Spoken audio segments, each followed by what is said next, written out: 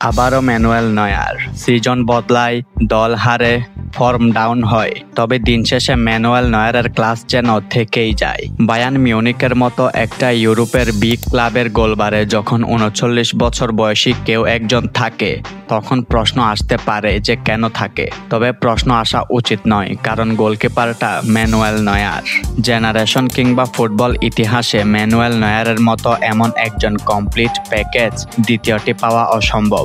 Neuer যেমন গোলবারের সামনে দেওয়ালের মতো দাঁড়িয়ে প্রতিপক্ষের আক্রমণ প্রতিহত করে, তেমনি দলের ৩ জন মিডফিল্ডার থাকলে চতুর্থ মিডফিল্ডারের কাজটাই তিনি করেন, কিংবা দলে ৪ জন ডিফেন্ডার থাকলে পঞ্চম ডিফেন্ডারটা সে নিজেই হয়ে যান। সেভ দেওয়া, থ্রো পাস দেওয়া, সুইপিং করা, ড্রিবলিং করা সবকিছুতেই পারদর্শী ম্যানুয়েল নয়্যার। এক কথায় নয়্যার গোলকিপিং পজিশনে একটা কমপ্লিট প্যাকেজ।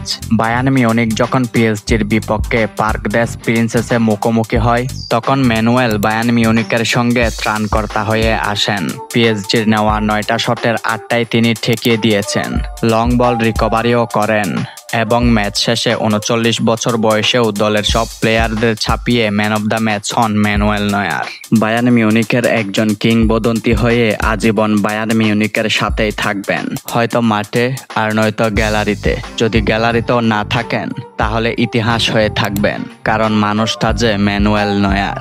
ম্যানুয়েল নয়্যারের পরে আরও একজন গোলকিপার রয়েছেন, যিনি তার দলের ফর্ম আপ ডাউন হলেও তার পারফরম্যান্সে কখনো ঘাটতি দেখা যায় না। সেই গোলকিপারটা হচ্ছেন থিবো কর্তোয়া।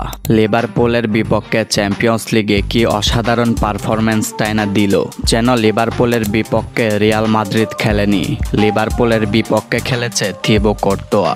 গত কয়েক বছরে রিয়াল মাদ্রিদের আসল ভরসার নাম একটাই, থিবো কর্তোয়া।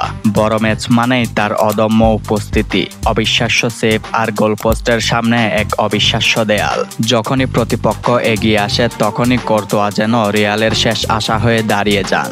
অনেক তারকা আসে যায়, কিন্তু কর্তোয়ার মতো ধারাবাহিক পারফরম্যান্স খুব কমই দেখা যায়। রিয়ালের এই সোনালী সময়ের নৈপথ্যে তার অবদান সত্যি অবিস্মরণীয়। এই দুইজন গোলকিপার এসেছে ফুটবলের গোলকিপিং এর সৌন্দর্য নিয়ে। এদেরকে ট্রল নয়, উপভোগ করুন, কারণ এরা তাদের ফুটবল ক্যারিয়ারের শেষ পর্যায়ে রয়েছে।